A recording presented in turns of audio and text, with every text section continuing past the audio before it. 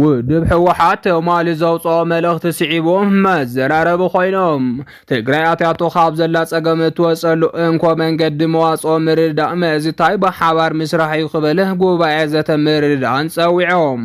መንጀሪኖ ጌታቸው ኣሰፋን ኣብ ትሕቲ ቁፅር ንምውዓል ትእዛዝ ከም ዝተውሃበ ተሓቢሮም أرست زينانا نزيوم يمثل نيروم أزي حبرت ميديا نتورك يوزي خبركم تخاطلتنا كسام موداتا مولو تحستهات نخيتك كاتلو بخبرن عدمنام هزي دما نابوان نزرزر زينانا خن حلف ውድብ ሕወሓት ማሊ ዘውፅኦ መልእኽቲ ስዒቡ መዘራረቢ ኮይኖም ውድብ ሕወሓት ማሊ ኣብ ዝሃቦ መግለፂ ስዒቡ ንብዙሓት ኣገሪሙ ይርከብ እቲ መግለፂ ውድብ ሕወሓት ድማ ከም ዝስዕብ ጌርና ኣቕሪብናዮ ኣለና ህዝቢ ትግራይ ኣንጻር ህልውንኡ ንዝተበገሱ ኩሎም ተፃብኦታት እናመከተ ኣብ ዘለናሉ መዋዕል ዝበፅሐ ህዝቢ እዮም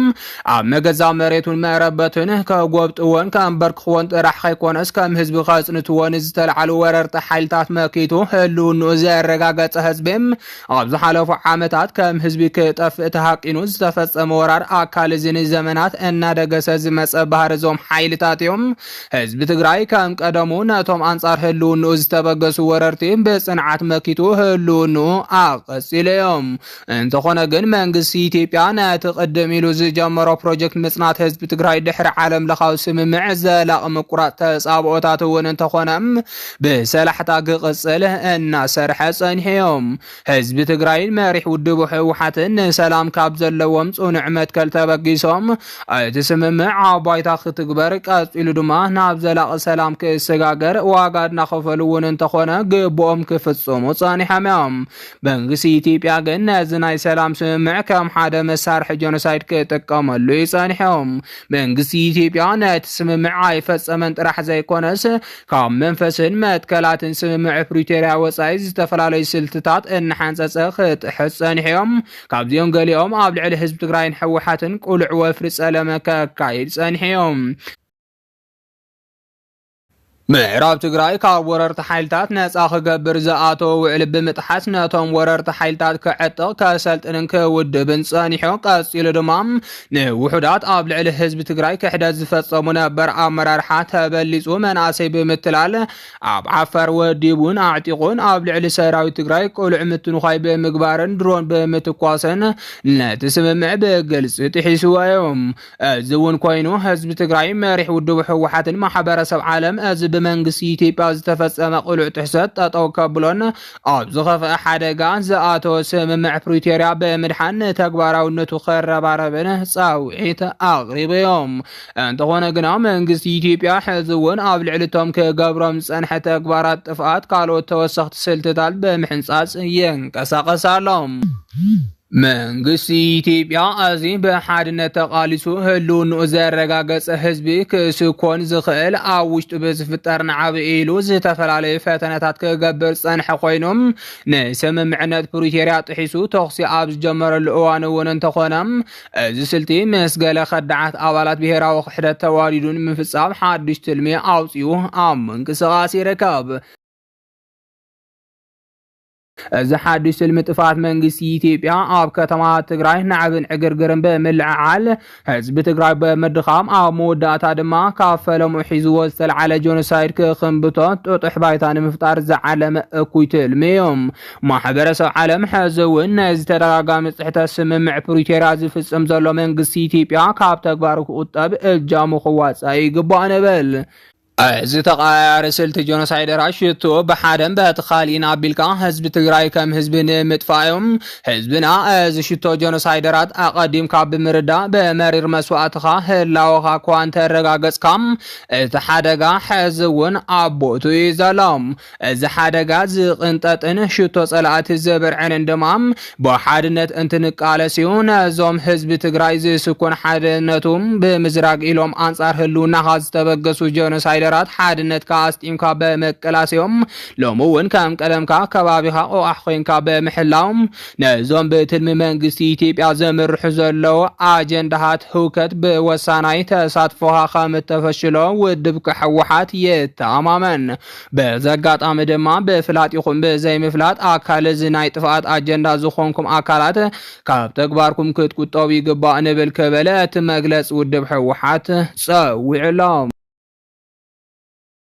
ትግራይ አትያቶ ካብ ዘላ ጸገም እትወጸሉ እንኮ መንገዲ መዋጽኦ ምርዳእ ምዝታይ ብሓባር ምስራሕ ኢሉ ጉባኤ ዘተን ምርድዳን ብዛዕባ ትግራይ ንግደስ ዝብሉ አካላት ኩሎም ረኺበ ዝበለ እዚ ጉባኤም ኩሎም ንምዝታይ ብሓሳብ ንምርዳእ ድልዋት ምህላዎም ድማ አረጋጊጾም ኣብ ትግራይ ዝተለለየ ምዕሩይ ሕቡርን መሪሕነት በዘይምርካብ ከፋፋላይ መንፈስ ኣብ ዝዓሰለሉ ተረዳዲኻ ንትግራይ ንምሕዋይ ፈተና ኣብ ዝኾነሎም ነዚ ዝምልከቶም አካላት በምውካስ ነቶም ንህልውና ዝወደቁ አካሎም ዝወፈዮም ምእንተ ዝምነይዋ ትግራይ ክብሉ ኩለንተንኦም ዘበርከቱ ሰላማ ዝሓለወት ደቃ ዝኣከበት ጎንፂ ዘርሓቐት ትግራይ ክትህሉ ኢሎም ኣባላት ዘተን ምርድዳን ካብዚ ብተወሳኺ ትግራይ ክትህነፅ ጎንፂ ኣሊኻ በዘተ መኺርካ ሓቢርካ ንምስጋድ ዝግበር ጉዕዞ ወሳኒ ምዃኑን ካብዚ ወፃኢ ንምሕዋይ ዝግበር መንገዲ ክዕውት ከም ዘይኽእል ኣመራርሓ ጉባኤ ዘተን ምርድዳን ኣብ መግለፂኦም ኣነፂሮም ኣለዉ ኣካብ ጉባኤ ዘተ ምርድዳን ብውፅእ ኣቡነ ተስፋ ስላሴ መድሕን ንሕበር ንምከር መዋፅኦና ንነፅር በዘቢልና ካብ ዘለናዮ ንሳገር መትከለ እዚ ጉባኤን እዚ መግለፅን ይብሉ ንሓደ ሓድነት ንስራሕ ኣብ ሓድነት ንዕመም ብሄራዊ ረብሓናን አጀንዳናን እንተፈሊና እንተነፂርናን ኣብኡ መሰረት ጌርና እንገብሮ ዘተ ዕውትን ውፅኢታውን ክኸውን ዘኽእሎ ኢሎም ትግራይ ካብ ዘለዋ ጸገማት ክትወፅእ ኩሉ ዘኣምነሉን ዝሳተፈሉ መንገዲ ተስፋ እንተሎ መዝታይ ምርዳእ መፍትሒ ምምጻእ ብምዃኖም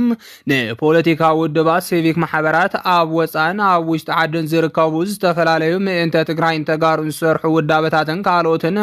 ብዙሓት ዘሳተፈን ኩልና ሓደ ክገብረና ኣብ ዝኽእል ሜላ ይህን ምሂን እናኸድና ጸኒሕና ኢና ድማ ኢሎም ብፁዕ ኣቡነ ተስፋ ስላሴ ጉባኤ ዘተን ምርዳእን ትግራይ ካብቶም ዝረኸቦም ወገናት ተስፋ ዝህብ ንሕብረት ሓድነትን ምርዳእ ኣብ መዋጽኦ ንምስራሕን ሰናይ ምላሽ ረኺብና ኣለና ኢሎም ካብ ሰላምን ምርዳእን ወፃኢ ዘሎ መንገዲ ጎዳእዩም ዝሓለፈ ኣኽለና ኣጉዲልና እዩ ሕዚ ዝፍጠር ዝኾነ ይኹን ጎነፅን መጥፊእናን ካብ ዝነበረ ዝብእስን ከይኸውን ኩሉ ትግራዋይ ዝሳተፈሉ ዘዋፅአና መንገድን ኣንፈትን እነጣጥሕሉ መዋጽኦታት ዝእውጀሉን ዝስምዐሉን መድረኻትን ዘተን ምርዳእን ክህልወና ይግባእ እዚ እዩ እቲ መንገዲ ይብል ጋዜጣዊ መግለጺ እቲ ጉባኤ ስለዝኾነ ድማ ብሓሳብ ንምርድዳእ ኣብ ሓደ ማሕሲ ኮፍ ኢልካ ብዛዕባ ትግራይ መኺርካ መከራ ትግራይ ዘብቅዐሉን ብሓሳብ ብዘተ ብሓበራዊ ውሳነን ትግበረን በሲላ እትሳገረሉ ተባሂሉ ዝእመነሉ መድረኽ ኣብ መወዳእታ ወርሒ ሕዳር ልዕሊ 2300 ተሳተፍትን ዝዕደሙሎም ንሰለስተ መዓልታት ፀንሕ ብሄራዊ አጀንዳ ዘተን ምርድዳእን ክካየድ መደብ ተታሒዙ ምህላው ኣመላኺቱሎ መግለፂ ጉባኤ ዘተን ምርድዳእን እዚ ጉባኤ ናይ ዕርቂ ኮሚቴ ወይ መራኸብቲ መሸማገሊ ወይ ንስኻ ግደፍ ወይ ንስኻ ግደፍ ኢሉ ዕበት ዝብል ኮሚቴ ኣይኮነን ልኡኽ እዚ ጉባኤ ትግራይ ነፃ ሓሳባት ዝንሸራሸረላ ምእንተ ትግራይ ክበሃል ኩሉ ዝዓጠ ይኹን ዘይዓጠቐም ማሕበራት ይኹን ውዳበታት ዝሓሸ መንገድን ከይድን ኣሎም እዮም ዝብል ንሓሳባት ልዕልና ህዝቢ ናይ ሓሳብ ዘተን ምርዳእ ዓውድን ጉባኤ ልዕሊ ንትግራይ ዝጠቕሙ ሓሳባት ኢሎም ሕዚ እውን ትግራይ ኣትያቶ ካብ ዘላ ጸገም እትወጸሉ እንኮ መንገዲ መዋጽኦ ምርዳእ ምእዝታይ ብሓባር ምስራሕ ብምዃን ኩሉ ንትግራይ ዝግደስ ዘበለ ልዕሊ ዝኾነ እዋን ክነድህበሉን ክሳተፈሉን ይግባእ መልእኽቲ ጋዜጣዊ መግለጺ እቲ ጉባኤ ዘተ ምርዳእን 21 ኣባላት ዝሓዘ ካብ ዝጣየሽ 4 ኣዋርሒ ዘቑፀረ እንትኾነ ኣፈላላያት ካብ ጎነፅን ምድፋእን ወፃኢ ዘይተሳነዩ ሓሳባት ብምርዳእን ብምዝታይን ትግራይ ናብ ዝሓሸ ኩነታት ንምስጋር ዝዓለመ ጉባኤ ምዃኑ ይፍለጥ መንጀሪኖን ጌታቸው አሰፋን ኣብ ትሕቲ ቁፅር ንምውዓል ትእዛዝ ከም ዝተውሃበ ተሓቢሮም ካብ ፍልፍላትና ዝተረኸበ ሓበሬታ ከም ዝሕብሮ ኣብዪ ኣሕመድ ህዝቢ ትግራይ ንምድኻም ሓዱሽ ሴራ ሒዙ ከም ዝወፀ ተሓቢሮም ሽም ሕወሓት እንትልዓል ዝድንግፅን ድቃስ ዝኣብዮን ምዃኑ ዝንገረሉ ኣብዪ ኣሕመድ ሕወሓት ምጥፋእ ብዙሓት ሃገራት ኣተሓቢሩ ኣብ ልዕሊ ህዝቢ ትግራይ ጆኖሳይድ እንተፈፀመ እኳ ሕወሓት ግን ከጥፍኣ ከም ዘይከኣለን ነባር ሰራዊቱ ወዲኡ ከም ተመለሰን ካብ ወተሃደራዊ ፍልፍላትና ዝተረኸበ ሓበሬታ የረድም ህዝቢ ኢትዮጵያ ሕወሓት ምጥፋእ ዝብል ወፍሪ ብልፅግና እንትእውጅ ደቁ መሪቑ ናብ ትግራይ ከም ዝለኣኾም ዝፍለጥ እንትኸውን ኣብታ ጨፍጫፍ ዝፈፀሙላ ቅድስቲ መሬት ትግራይ ዘላለማዊ ድቃሽ ደቂሶም ከም ዝተረፉን ከም ዘይተመለሱን ይፍለጥ ስለዚ ድማ ደቃ መሪቓ ናብ ትግራይ ዝለኣኸት ወላዲት ኢትዮጵያ ሕጂ ደቃ ኣብ ትግራይ ምስ ተረፉ ብውሽጣ ደምና ነብዐት ትነብር ከም ዘላ እንዳተገለጸ ይርከብ ሙሉእ ሰራዊቱ ኣብ ትግራይ ወዲኡ ጥራሕ ኢዱ ካብ ትግራይ ዝወፀ ኣብዪ ኣሕመድ ድማ ብልፅግና ኦሮሞን ግን እቲ ኣብ ጎቦታት ትግራይ ዝቐረየ ብኣማይታ ሽሓት ዝቁፀር ሰራዊት ረሲዑ ነቲ ኣካላት ስኢኑ ዘሎ ብኣማይታ ሽሓት ዝቁፀር ሰራዊት እውን ረሲዑን ትግራይ በሻሻ ገይረያ እየ እናበለ ብዛዕባ ኣብ ትግራይ ዘብፅሖ ናይ ቁጠባ ውድቀት እናፈከረ ከም ዝርከብ ተፈሊጦም ስለዚ ድማ ስርዓት ብልፅግና ኦሮሞ ብዛዕባ እቲ ዝሃለቐ ሰራዊቱ ግዲ ዘይብሉ ስለዝኾነ ሕጂ እውን ሰራዊቱ ናብ ትግራይ ከሰልፎ ከም ዝኽእል ወተሃደራዊ ሊቃውንቲ እናገለጹ ይርከቦም ስርዓት ብልፅግና ኦሮሞ ኣብ ልዕሊ ህዝቢ ትግራይ ዳግማይ ኩናት ንምጅማር ድማ መራሕቲ ትግራይ ኣሲርኩም ኣምፁለይ ዝብል ትእዛዝ ከም ዝሃበ ተገሊጾም ካብ ፍልፍላትና ዝተረኸበ ሓበሬታ ከም ዝሕብሮ ብልፅግና ኦሮሞ መንጀሪኖን ጌታቸው ኣሰፋን ኣሲርኩም ኣምፁለይ ዝብል ትእዛዝ ከም ዝሃበ ተሓቢሮም ብልፅግና ከምዚ ኢሉ ትእዛዝ ዝሃበ ናይ ብሓቂ መንጀሪኖን ጌታቸው ኣሰፋን ክረኽቦም የኢሉ ስለ ዝኣመነ እንተይኮነስ ምክንያት ተጠቒሙ ጎንፂ ክልዓል ንምግባር ደልዩ ክብሉ ተንተንቲ ይገልጾም ኣብዚ ሕጂ እዋን ኣብ ትግራይ ወሳናይ ስልጣን ዝሓዙን ብሰራዊት ትግራይ እውን ልዑል ተቐባልነት ዘለዋን መንጀሪኖ እንትትኸውን ምዕራብ ትግራይ ንክትምለስ ለይትን ቀትርን ካብ ዝሰርሑ ዘለዉ ሰበይ ስልጣናት ትግራይ ሓንቲ ከም ዝኾነት ፍልፍላት ይሕብሮም